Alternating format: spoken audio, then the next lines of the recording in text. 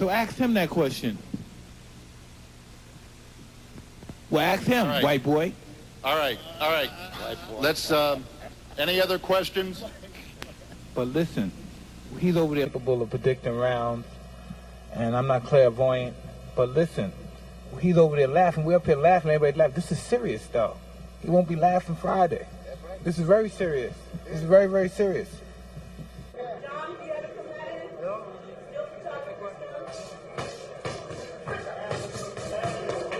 Gonna bring my best ability, gonna win the fight, and I hope it's gonna be a clean fight. That's what I'm looking for, and that's all I'm concerned. Thank you.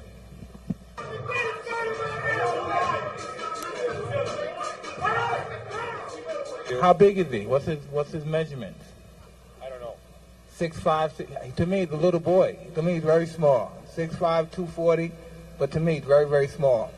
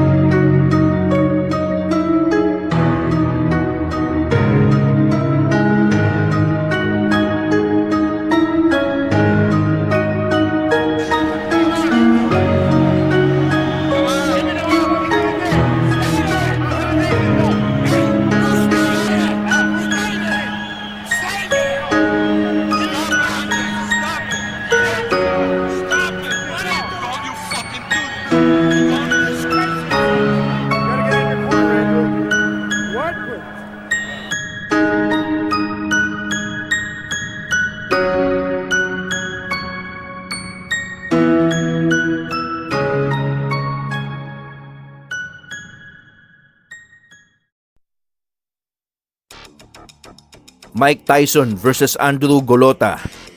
Isa itong kontrobersyal na laban noong October 20 taong 2000 dahil nga sa pagsuko ng higanting si Golota habang nasa kasagsagan ng laban. Tara't mag-throwback tayo at pag-usapan natin ang kontrobersyal na laban noon na inabangan ng mga boxing fans. Kilalanin muna natin ang dalawang fighter na ito. Umpisahan natin kay Mike Tyson. Michael Gerard Tyson o mas kilalang Mike Tyson, ipinanganak noong June 30, 1966 sa New York City, USA na may edad ngayon 57 years old at may taas na 5'10".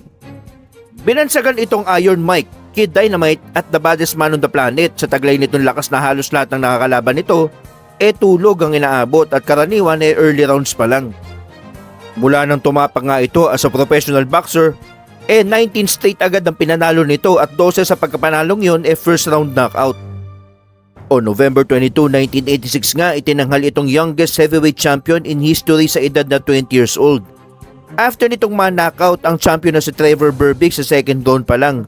Na kung babalikan nga natin ang ilabang iyon, nang mistulang parang bata lang ang isang world champion na si Berbick sa kamay ng isang baguhang bata na si Mike Tyson. Kilalang original bad boy ng boxing dahil sa tapang nito. Isa din sa dahilan ng pagiging champion nito ni Tyson ang pagkakaroon nito ng intimidating aura na bago pa man ilatag ang laban nito nagkakaroon ng takot ang nakakalaban nito.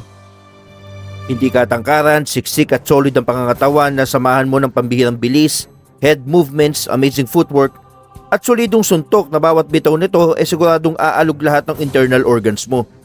Di bihira mo nga itong makikitang nagjajab Kaya he is widely regarded as one of the greatest heavyweight boxers of all time. Naging controversial din ang buhay nito sa labas ng boxing world dahil sa mga nasasangkutan nito. Ngayon, kilalanin natin si Andrew Golota. Andrzej Jan Golota, isa itong Polish na ipinanganak noong January 5, 1968 na may edad ngayon na 55 years old at may taas na 6'4". Nung amateur ito ay may record agad na 111 wins na may 10 talo lang. Sumabak pa nga ito sa 1998 Summer Olympics at nanalo ng bronze medal.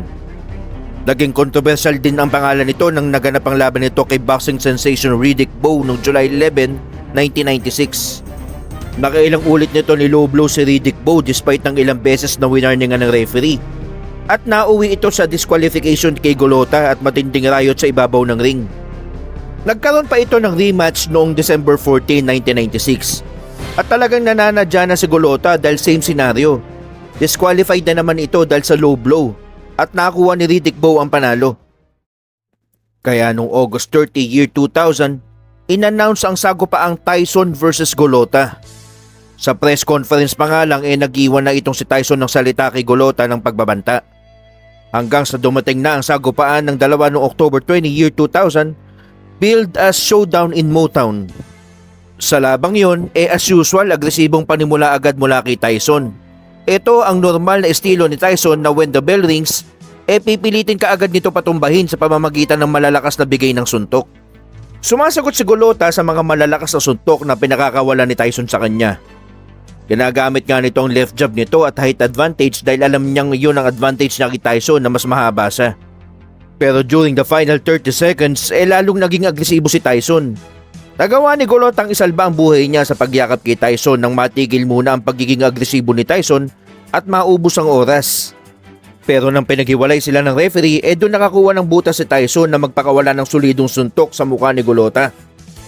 Bagsak si Golota sa lona at nakatayo agad ito at habang binibilangan dito ng referee, sabay tunog ng bell para sa end of round 1. Sa timeout nga na iyon, kitang-kita ang cut sa kaliwang mata ni Golota.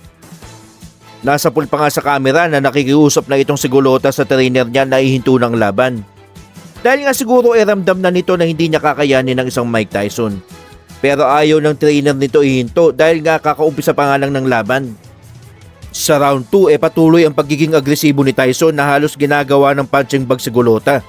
Sumasagot ng suntok si Golota sa mga bitaw ni Tyson pero hindi matatawaran sa lakas ng mga bitaw na tinatamasa niya kay Tyson. Nagtapos ang round 2 at para kay Golota naitawid niya ang buhay niya sa round na iyon. Kaya habang timeout sumuko na mismo si Golota sa laban na makikitang hindi pumapayag ang mga nasa corner ni Golota dahil nga mahaba pa ang laban. Makikita din na nagpipilitan pa si Golota trainer nito na wag niyang gagawing sumuko. Habang palakad nga si Golota papunta ng locker room pinagbabato si Golota ng crowd dahil sa disappointment. Dahil magkano nga naman ang binayad ng mga tao para manood at makasaksi ng magandang laban. Pero hahantong lang sa pag-quit ni Golota, di ba? Wagi si Tyson sa labang iyon. Sabi nga nila, ang boxing ay 10% physical at 90% mental. Sa sariling opinion ko mga kaboxing, kung akala ni Golota na ang pag-quit niya ay ang matinding pagtakas niya sa laban, nagkakamali siya dahil sa pag-quit niya ngayon nakatatak na sa mundo ng boxing na isang kaduwagan. Dahil siyempre hindi nagsisinungaling ang throwback videos kagaya nito. Mabuti pa nga matalo dahil at least ginawa mo ang mission mo na lumaban. And besides, yun naman talaga ang trabaho nila, di ba? Ang lumaban. Sabi nga ng isang boxing commentator, when you quit, you will live forever as coward. Kayo mga kaboxing, tama ba ang desisyon ni Golota na sumuko sa labang iyon na sa tingin ng lahat para maisalba ang buhay niya? Comment lang sa baba nang mabasa natin. Jigger Winner TV, hanggang sa susunod na boxing stories. Introducing the hard-hitting Andrew Golota. Title, the two-time heavyweight champion of the world. Introducing the one and only Iron Mike Tyson.